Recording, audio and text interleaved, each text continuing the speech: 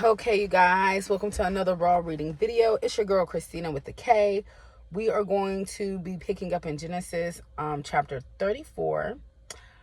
And if you've made it with me this far, congratulations, because we are getting closer to being done with Genesis and moving into Exodus. We just finished reading chapters 33 and 32, pretty much with, that's where Jacob wrestled with the angel. He received his blessing, which is his new name, Israel. And he is also just met his brother Esau after so many years of the incident of him tricking Esau out of his blessing. So let's pick up on chapter 34. And Dinah, the daughter of Leah, which she bare unto Jacob, went out to see the daughters of the land. And when Shechem the son of Hamor the Hivite, prince of the country, saw her, he took her and lay with her and defiled her. And his soul clave unto Dinah the daughter of Jacob, and he loved the damsel, and spake kindly unto the damsel. And Shechem spake unto his father Hamor, saying, Get me this damsel to wife. And Jacob heard that he had defiled Dinah his daughter. Now his sons were with his cattle in the field, and Jacob held his peace until they were come. And Hamor the father of Shechem went out unto Jacob to commune with him. And the sons of Jacob came out of the field when they heard it, and the men were grieved, and they were very wroth, because he had wrought folly in Israel, and lying with Jacob's daughter, which thing ought not to be done.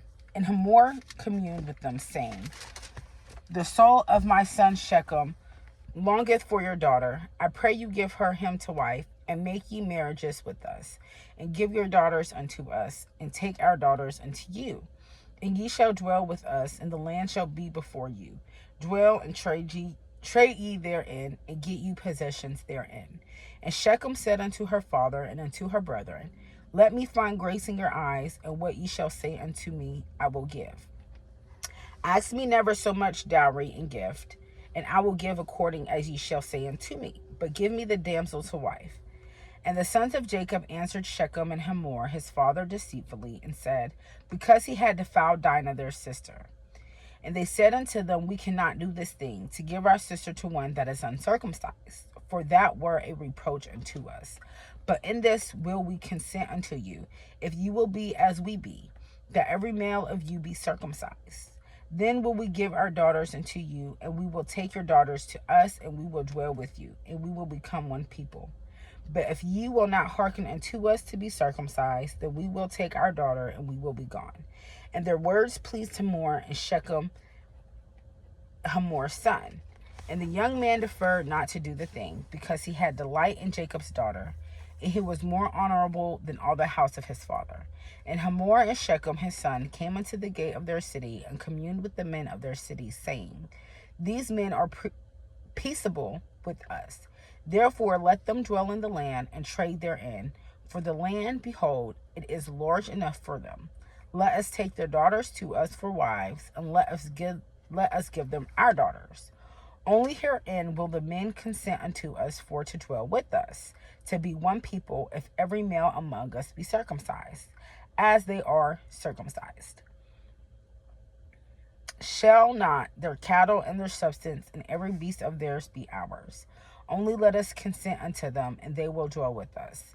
And unto Hamor and unto Shechem his son hearkened all that went out of the gate of his city. And every male was circumcised, all that went out of the gate of his city. And it came to pass on the third day, when they were sore, that two of the sons of Jacob, Simeon and Levi, Dinah's brethren, took each man his sword, and came upon the city boldly, and slew all the males. And they slew Hamor and Shechem his son with the edge of the sword, and took Dinah out of Shechem's house, and went out. The sons of Jacob came upon the slain, and spoiled the city, because they had defiled their sister. They took their sheep, and their oxen, and their asses, and that which was in the city, and that which was in the field. And all their wealth, and all their little ones, and their wives took they captive, and spoiled even all that was in the house. And Jacob said to Simeon and Levi, Ye have troubled me to make me to stink among the inhabitants of the land, among the Canaanites and the Perizzites, and I being few in number, they shall gather themselves together against me, and slay me, and I shall be destroyed, I and my house. And they said, should he deal with our sister as with an harlot? And God said unto Jacob, arise, go up to Bethel, and dwell there, and make there an altar unto God, that appeared unto thee when thou fleddest from the face of Esau thy brother. Then Jacob said unto his household, and to all that were with him, put away the strange gods that are among you, and be clean, and change your garments. And let us arise and go up to Bethel, and I will make there an altar unto God, who answered me in the day of my distress, and was with me in the way which I went. And they gave unto Jacob all the strange gods which were in their hand, and all their earrings which were in their ears. And Jacob hid them under the oak which was by Shechem. And they journeyed, and the terror of God was upon the cities that were round about them. And they did not pursue after the sons of Jacob. So Jacob came to Luz, which is in the land of Canaan, that is Bethel, he and all the people that were with him. And he built there an altar, and called the place El Bethel, because there God appeared unto him. And when he fled from the face of his brother, but Deborah, Rebekah's nurse, died, and she was buried beneath Bethel under an oak.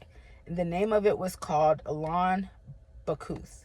And God appeared unto Jacob again, when he came out of Padan Aram, and blessed him.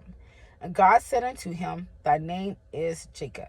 Thy name shall not be called any more Jacob, but Israel shall be thy name. And he called his name Israel. Ooh, I think that's amazing. I'm just kind of like taking a moment to kind of contemplate on the fact that he was already previously given this blessing of a name change by the angel he wrestled with. And, you know, as we're reading, I'm kind of noting how they're still calling him Jacob and referring to him as Jacob. And then now to see God speaking to Jacob, and then, you know, pretty much reiterating and putting, I guess I'd just say putting more oomph on his name, and doubling down on his name being Israel and not Jacob no more. And God said unto him, I am God Almighty, be fruitful and multiply. A nation and a company of nations shall be of thee, and kings shall come out of thy loins. And the land which I gave Abraham and Isaac, to thee I will give it, and to thy seed after thee will I give the land. And God went up from him in the place where he talked with him. And Jacob set up a pillar in the place where he talked with him, even a pillar of stone. And he poured a drink offering thereon, and he poured oil thereon. And Jacob called the name of the place where God spake with him, Bethel. And they journeyed from Bethel, and there was but a little way to come to Ephrath. And Rachel travailed, and she had hard labor. And it came to pass, when she was in hard labor, that the midwife said unto her, fear not, thou shalt have this son also. And it came to pass, as her soul was in departing, for she died, that she called his name Ben-Noni, but his father called him Benjamin. And Rachel died, and was buried in the way to Ephrath, which is Bethlehem. And Jacob set a pillar upon her grave, that is the pillar of Rachel's grave, into the city. And Israel journeyed, and spread his tent beyond the tower of Adar. And it came to pass, when Israel dwelt in that land, that Reuben went and lay with Bilhah his father's concubine, and Israel heard it. Now the sons of Jacob were 12. The sons of Leah, Reuben, Jacob's firstborn, and Simeon, and Levi, and Judah, and Issachar, and Zebulun. The sons of Rachel, Joseph, and Benjamin. And the sons of Bilhah, Rachel's handmaid, Dan, and Naphtali. The sons of Zilpah, Leah's handmaid, Gad, and Asher. These are the sons of Jacob, which were born to him in Padan Aram. And Jacob came unto Isaac his father, unto Mamre, unto the city of Arba, which is Hebron, where Abraham and Isaac sojourned. And the days of Isaac were 180 years. And Isaac gave up the ghost, and died, and was gathered unto his people, being old and full of days, and his sons Esau and Jacob buried him.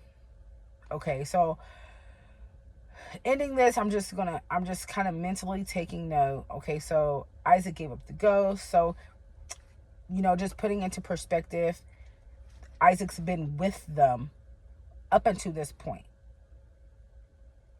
All right. And that is, with, Jacob and Esau, the whole thing with Dinah, being defiled and, raped and everything. And with Rachel dying as well, it's kind of got me thinking about Leah. And I think she's still alive at this point.